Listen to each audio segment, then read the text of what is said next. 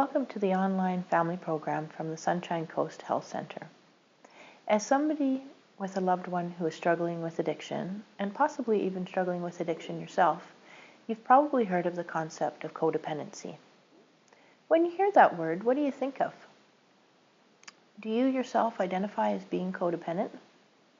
Well, according to the Merriam-Webster dictionary, codependency is defined as a psychological condition or a relationship in which a person is controlled or manipulated by another who is affected with a pathological condition, such as an addiction. So according to this definition, the codependent, or you, are put into a role of victim. Conversely, according to the Encyclopedia Britannica, codependency is defined as an extreme dependency of one person on another who suffers from an addiction. The dependent person's actions unintentionally help maintain the person's addictive behavior, a phenomenon known as enabling. So, according to this definition, the codependent is put into the role of unwitting perpetrator.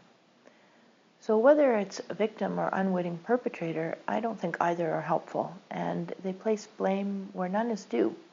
And we all know that there's enough shame and guilt surrounding addiction as it is. Fortunately, there is a more constructive way of looking at the concept of codependency, and that's through attachment theory. So I did a workshop here at SCHC for the guys the other week about attachment theory, and when I started, I asked them who had heard of attachment theory before, and none of them had.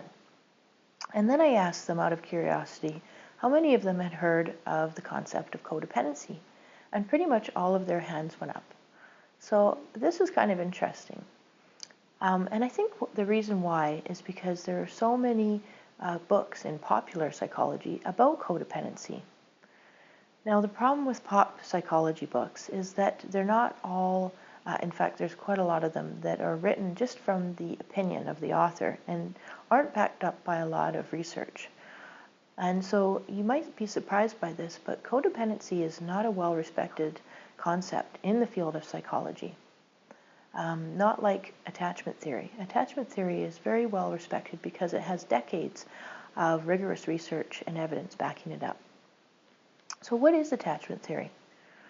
Attachment theory is defined as a set of concepts that explain the emergence of an emotional bond between an infant and their primary caregiver, and the way in which this bond affects the child's behavior and emotional development right on into their adulthood.